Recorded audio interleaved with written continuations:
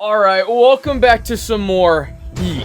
So today's topic, slavery. Well, today's topic, Batarangs. You know, like those extremely sharp metallic objects that Batman throws at people, and the media just tries to convince you that they just straight up bounce off of them, as opposed to impaling them and resulting in potential lifelong organ failure issues. But aside from that, now you guys probably already know that I have like an insane obsession with Arkham Batman. So much so that I've been on a mission trying to create as many gadgets from his gadget wheel as possible. And what better way to do that than to get 3 gadgets in one video? Now in the game he uses 3 types of Batarangs. A normal Batarang, a Sonic Batarang, and the Remote Controlled Batarang. And I always thought, wouldn't it be so cool to like have some of these in real life? And with that said, today we're gonna be recreating his Batarang. Though I'm still not sure how he's able to condense so much of this shit into that small ass belt. And my theory is that he probably stuffs it all in his ass, but we'll get into that later. So stick around because you already know what time it is. The darker night returns.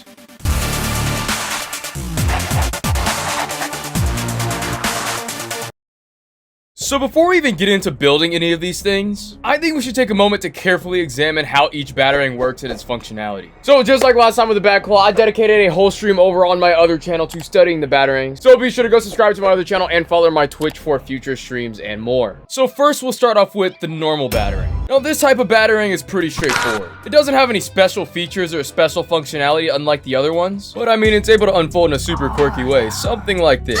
So that's cool, I guess. Next, we have the Sonic Batarang. Now, this is a Batarang variation that once you throw it will actually go off and attract nearby enemies. Mainly because it sets off a super high-pitched alarm that no one can ignore. Especially these dumbass goons that just walk right over to it so that Batman can invert and take down their shit. Oh yeah, you ever wonder how he hangs upside down from the gargoyles whenever he's about to do an inverted takedown? Yeah, so he actually just kind of tightly holds a cable in between his ass cheeks like mentioned earlier. Man, what can't this guy do? And lastly, the Remote Controlled Batarang. Now, it kind of works as you would figure. It's a Batarang that could be controlled remotely, all by using willpower. Now of course this is a game and I want to find a way to make these in real life. I mean, think of all the applications you could use them for. Like imagine you and your shorty going out on a nice little stroll on the town until a group of ninjas roll up on you out of nowhere and begin mugging the ever-living shit out of you. Oh my god, not again. This is the 3rd time this week.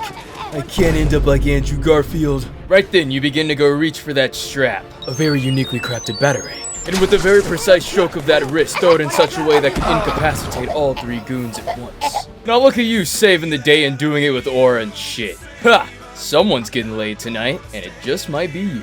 Or maybe you want to slime out that douchebag named Ryan who you caught talking to your girl just last week. And after hours of crafting up the most perfect distraction device, you wait one night until you catch his goofy ass lacking out in the streets. Enter the Sonic Batarang, a device with the ability to emit a high-pitched alarm, mainly allowing you to distract and isolate nearby enemies, allowing you to sneak up on them when they least expect it, and properly dispose of them. He's not gonna be a problem for a while. But that's just a couple of instances. So after hours of research, design, and consulting with some of the people in my Discord, today I'm going to be making 3 different types of practical advanced Batarangs. A Folding Batarang, a Sonic Batarang, and probably the one I dread most, try to make a Remote Controlled Batarang. So with that, we'll be starting off with a normal Batarang. So the Arkham Batarangs are really not the same as the ones you'll generally find in other types of Batman media. Because while the other ones are solid, as mentioned earlier, these fold in half. Now, I swore this was the case and actually shown in the games. And aside from obviously a couple cutscenes, strangely enough, I kind of found out that in the games, he doesn't really whip them out in a cool fashion. But as a matter of fact, he actually pulls a fully rigid Batarang from in between his ball sacks. We're gonna open up the Batarang. Okay, he pulls it out of nothing. Oh, wait, so it doesn't even fucking fold here either. What the shit? And he just sticks it back in his ass. He just puts that shit back in like, and then it disappears. Now it was time to replicate this thing in the way it works in the games. Now I actually did look at the other ways people made their Arkham Batarang replicas, and I found that a lot of people made it using a 2-joint mechanism. Now while this does work and is a way of doing it, it's not entirely the most practical or reliable. See, generally when building these type of things, you'll find that the more joints you have, the more liabilities you'll introduce. Sometimes the Batarang will end up shifting in directions you never intended it to shift in to begin with. But no worries, because I'd like to introduce you to a pretty simple fix. So instead of relying on 2 joints and magnets for this thing to open up. Perhaps we could build this in a way where it only operates on one axis. Let me explain. So, if you notice when he holds the Batarang here, he's actually able to just hold one end in place while the other end simply just rotates 180 degrees in the other direction so that it can open up and stay in place. Now, see, the question is, how do we do this? Now, the idea for this model actually sparked while I was watching 13 Reasons Why. Really good show. You guys should go check it out. And I was just fidgeting with these two little black things. And then I was thinking to myself, what if I could have each Batarang half integrated to each of the circular parts? So that whenever I connect them via a singular axis point, like a screw, it would only have one possible axis it could travel on. Meaning that if I hold it from one end and try to open it up, that'll give us a pretty functional Batarang for use. Now, of course, there's a couple problems you might be wondering. One, how do we keep it from over-rotating? And also, how do we keep it in place? Okay, well, to answer the first problem, I'm gonna need to get my hands on some nuts. So idealistically, it's going to be designed in a way to have the nuts act as stoppers of sorts for both the top and the bottom. As it rotates, the nuts are going to end up hitting each other. Meaning at the top, two will stop them from over-rotating, and at the bottom, another two will stop them from under-rotating. Again, simple and genius. Now, in terms of keeping it in place, the discs are going to be kind of angled in a way to increase the friction as it opens up. Meaning it's going to be much tighter at the top than it is going to be at the bottom. But it'll be more than rigid enough to stay in place whenever I throw it at hard objects and even try to cut things. So I got to work on this build. So I found some remaining 16 gauge steel. Now, while this would be the part that I would intimately walk you through the building process, I'm just going to skip that cutscene this time. Because some of you actually like when I get to the point. And besides, you probably just want to see the model anyway. So yeah, here you go. So both our Batarang parts have been cut and polished. Now I had to drill holes in a very specific points. So once I nutted in... So once I nutted and screwed everything together, followed by some trimming, the only part left was to connect these halves together by a center screw. And now I present to you the Arkham Batman Batarang. And this thing works pretty well. And to show you, we're gonna do some field testing. But first, I need to go fetch somebody.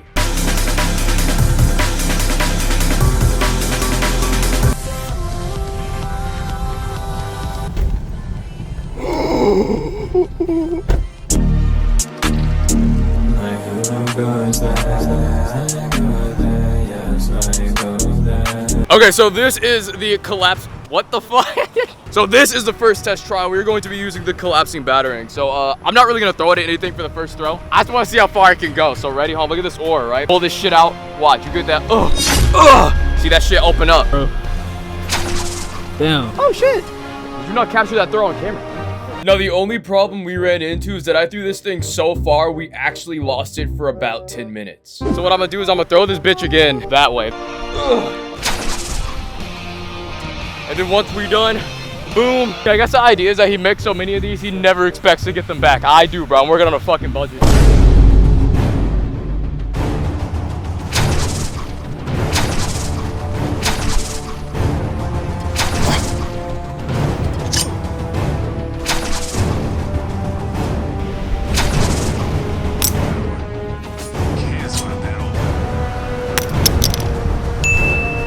Okay, so here's the first test trial. We're going to throw this Batarang into that wooden wall. Bro, look how tough this is. You just hit that. Oh, nice. It actually bounced like right back towards me. Damn. So that's when I decided to swap out the type of wood that I was gonna use.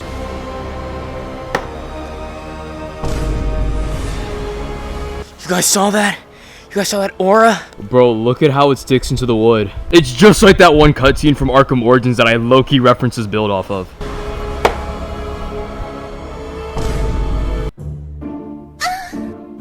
Okay, so next challenge is hitting that soda bottle right there.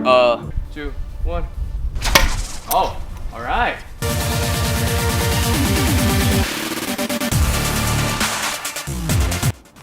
Oh, barely, but I'll count it.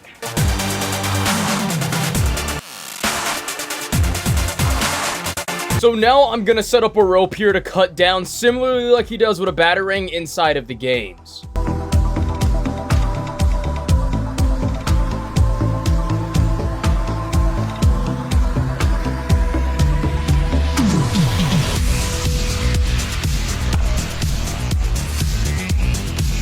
Alright, so now it's time for the Sonic Batarang. Alright, so the first Batarang was pretty easy and straightforward. But to probably no one's surprise, this is where things get a little bit tricky. Kinda sorta not really, but let's move on to the Sonic Batarang. Now, the idea for this video, and especially this particular gadget, kind of started one day on stream. Because I ended up reading a comment that kind of gave me the idea for making a Sonic Batarang. Now, one cool detail I noticed about the Sonic Batarang in the game is that it's actually able to unfold. So that's when I got into drafting up a model that'll let me do all of those things. Now, you might be wondering, how are we gonna get a sound device that could be heard long distance and put it into something this small? Well, I'd like to introduce you to this little sound device right here, which could be heard up to 1,000 feet and gets as loud as about 130 decibels. And just to get an idea about how loud this thing really is,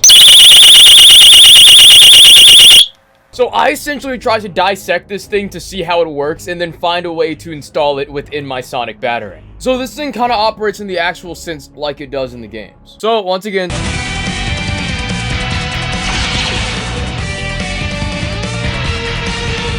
okay, so now that we're back with all the parts, I have mapped them onto this paper. Now, I knew I was gonna have to make a holder for the sound device. Now, if there's one thing we all probably know by now, is that if there's a much easier way to do something, perhaps even in a sketchy ass way, to make something work, that's what we're gonna do. And actually something I found that matches the exact dimensions I need and has a pretty decent shell, believe it or not, is this pickle jar lid. Oh my, hey, chill out, bro. Trust the process. You should know this by now. Guys, everything I do raw. So I marked and traced everything onto these two pickle jar lids to house the sound device. Now, as I was drilling everything to put it together, I made the horrible mistake of not wearing gloves for this one instance, and the entire thing began to spin, and then I felt a weird sensation in my finger.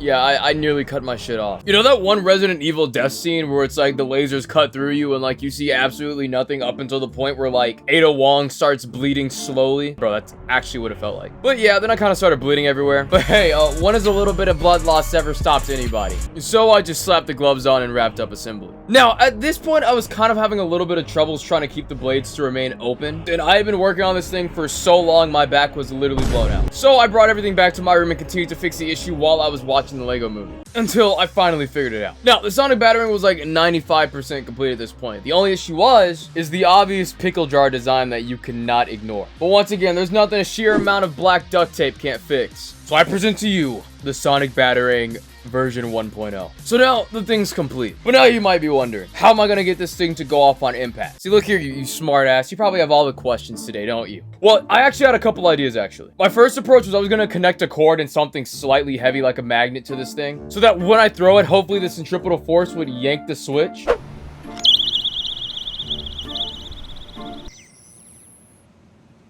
The hell is that thing? What the hell? Look, it's a Sonic device. What the fuck? Bro, if this was on like a frequency to like attract like fucking bats or some shit and we just got fucked up, that'd be horrible. But I actually found out that if I adjust the switch a certain way, it'll actually kind of jerk it enough to go off on impact. 3, 2, 1. Yeah. And see, then it goes off when it hits on impact. Hey, come see this. I do it again. And, yeah. And you hear that? Did you see that throw? Did you capture that throw? So now I was gonna do a couple test throws in my backyard. And then, yeah, that thing is kind of loud. So now I'm gonna try to throw it from a vantage point, just like he probably realistically would in the game. All right, guys. This is me if I was throwing it from a gargoyle.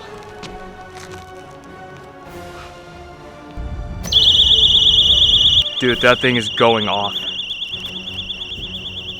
One, I just realized I could have easily landed on that thing and impaled myself. But two, this thing could actually low-key hurt your ears. Okay, so now 2 of the 3 Batarangs are complete at this point. And as a matter of fact, I was actually dropping real-time updates on these projects on both my Instagram and in my Discord. So go be sure to check both of those out, link down below. But now, the Batarang that I low-key dread making the most. The famous Remote Controlled Batarang. Now, in my stream, we probably spent the lesser half of like 30 minutes or so trying to study this thing and figure out how it could possibly work in both the game and the real-world context. And after sitting here trying to dissect how this could be even physically, remotely possible, but he could do all this bullshit, stops midair. Yeah, no, it's not gonna work exactly how it does in the games.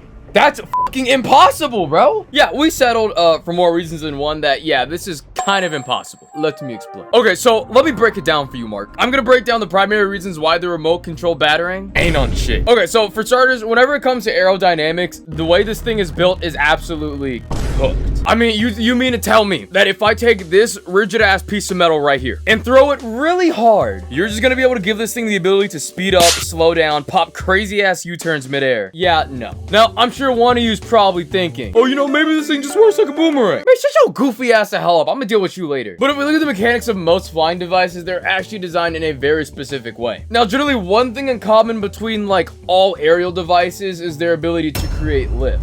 Explain lift. I'm not gonna do it right here. I'm obviously. So look at how most helicopters, fans, or even drone blades are designed. Now, frankly, I'm too lazy to go into too much detail about how these things work, but pretty much, just look at how a propeller is slightly tilted, and this helps to create thrust, drag, and all that other stuff that helps things go up. And a completely straight batarang doesn't really allow for this. Now, problem number 2 comes down to balance. Now, for different devices, they require different applications. Like, for instance, a lot of drones typically have 4 rotors, meaning that in that case, you could speed up or slow down any of those rotors to create direction. Now, if you look at the way the remote control batarang is designed, this thing shares none of those properties. Like, there's not even propellers or anything spinning around it. The entire thing is just spinning, literally anchored to nothing. And on top of that, there's really nothing even propelling this thing. Now, see, for you people that go like, oh, well, maybe it works like a boomerang, for reasons I previously mentioned, it's already disqualified from that, because guess what boomerangs need? Oh shit, lift. Oh, and guess what this doesn't compensate for? Lift.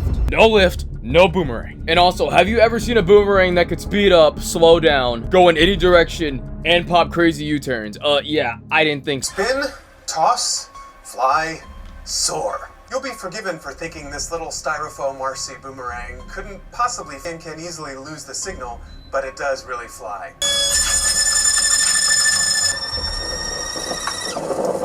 Whoa! Huh. So with that, you might be wondering, how does one make a remote controlled batarang? Well, I was actually surfing the internet and came across this little RC boomerang drone thingy. And what's cool is that it is able to spin and kind of almost go in any direction, but there are like hella reliability issues. Cause once again, it's not really designed to speed up, slow down, pop crazy U-turns, and you really don't even have that much control over which direction it really even goes in to begin with. So that idea was kind of tossed to the back. Though at the very least, this thing did have some kind of propeller system. However, what if I told you long before the Arkham series even existed was another type of remote control batarang that actually made sense?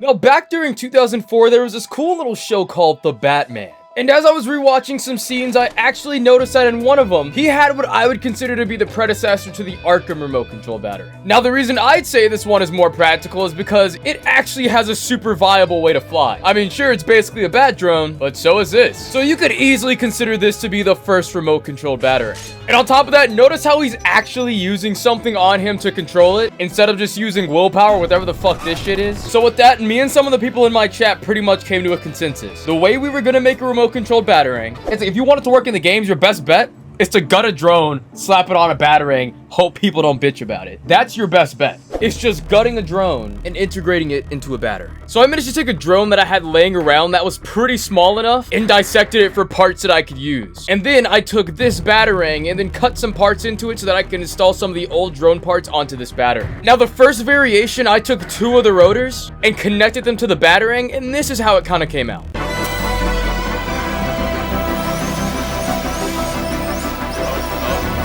Oh, I have a theory. But again, I think it was missing that balance that I was talking about earlier. That's when I took majority of the parts from the drone and essentially just found a way to integrate them onto this batarang. And this is what I pretty much managed to come up with. So now it was time to see if this thing could fly. Oh, shit. Hey, we'll try it again. We'll try it again. Okay. Yeah, oh, wait. Wait! Yeah. Hey, yo, okay. Nigga, bro, this drone is Yeah.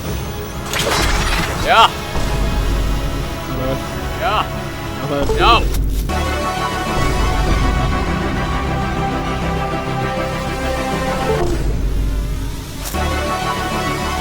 Bro. Yeah. Alright, so while this thing kind of works, I noticed that the issue was that the blades were always constantly hitting the Batarang and kind of messing themselves up. So to fix this, I opted out for using a much lighter Batarang and polished it up right quick, and then changed the location of which it would be installed on the drone. I mean, it's a Batarang that could, so we're gonna go see if we can actually do that though.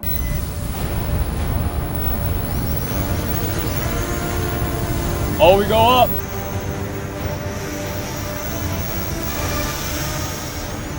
So similarly how he would use a remote control Batarang to survey the area in the games, I'm gonna do that and become one of the first people ever to send a Batarang to space. Okay, not space, but pretty high up.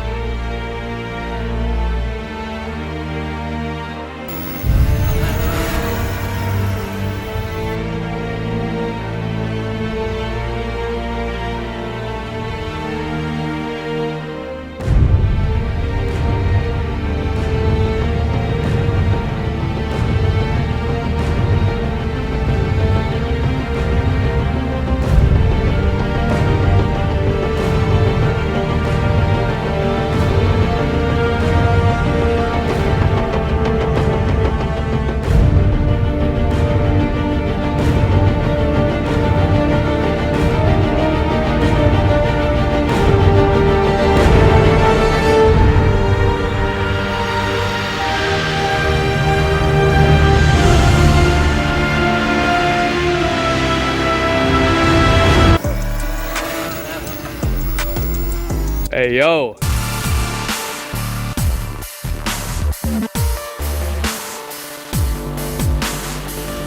Oh, I just wanted to plug this full animation here right quick. Kissing and hope they cut us, whether they like it or not.